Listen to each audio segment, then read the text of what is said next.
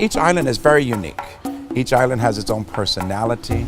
Yes, each island is, although the same, is very different from each other.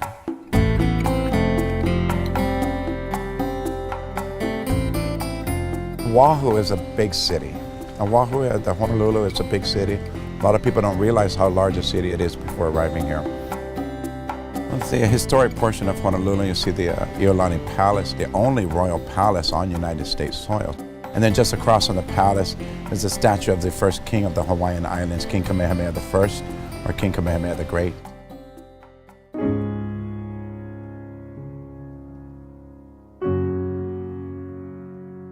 The Arizona Memorial was maybe one of the highlights of my trip. It was one thing I was adamant on doing, no matter how we ended up in Hawaii. Just one of those things at some point I wanted to come to. It's tremendously moving. It just makes you think and just reflect upon things and about how good we have it now, not having had to have lived through that type of event. Well, it doesn't matter how many times you go to Pearl Harbor. As many times as I've been to Pearl Harbor, it still affects myself as well. It's a very emotional experience. I've seen a lot of different reactions on the memorial itself, and as well as watching the documentary film that they show.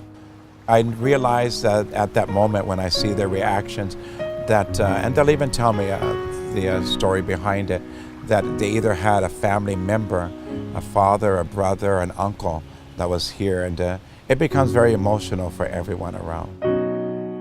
I've lived all my life waiting for that moment to see that, and it was extremely moving. As we left the Arizona Memorial, Bert, the tour guide, led our group in God Bless America. It was moving.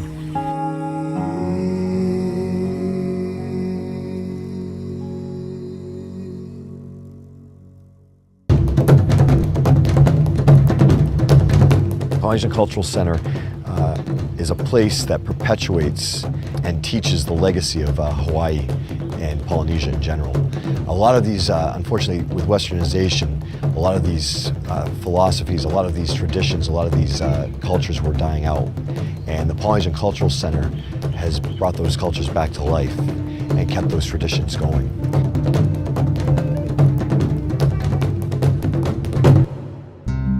Kauai is just the opposite, of course, country. It's like going back in time. I always say that Kauai is the Hawaii that your mind's eye sees before you get here. It is the Hawaii that you expected to see. And it is absolutely beautiful. Kauai is very much country and a lot of natural beauty. And of course, the helicopter flight over Kauai is the best way to see the entire island, since most of the island is inaccessible by a vehicle. Just beautiful, and a lot of aloha spirit is found there as well.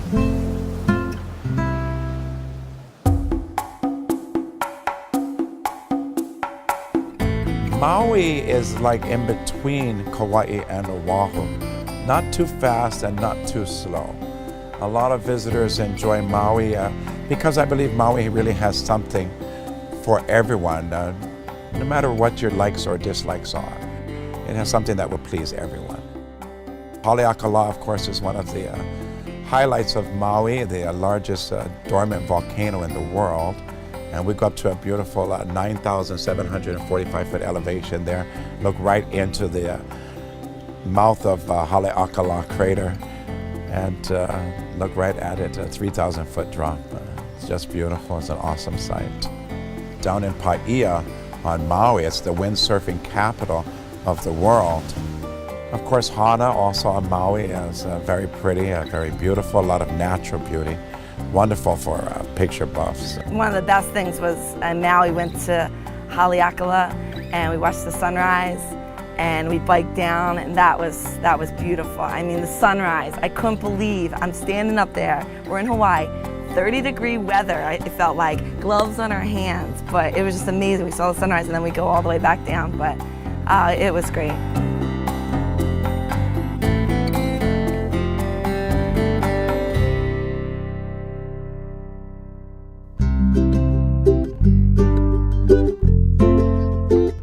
And then the big island of Hawaii, very unique, very different from all the other islands. Being so young geologically, she is just an infant geologically. So being very young, she's very unique. She's a very versatile terrain, so a lot of variety on this island. And of course, the Hawaii Volcano National Park is the highlight of the island of Hawaii, I believe, besides the people.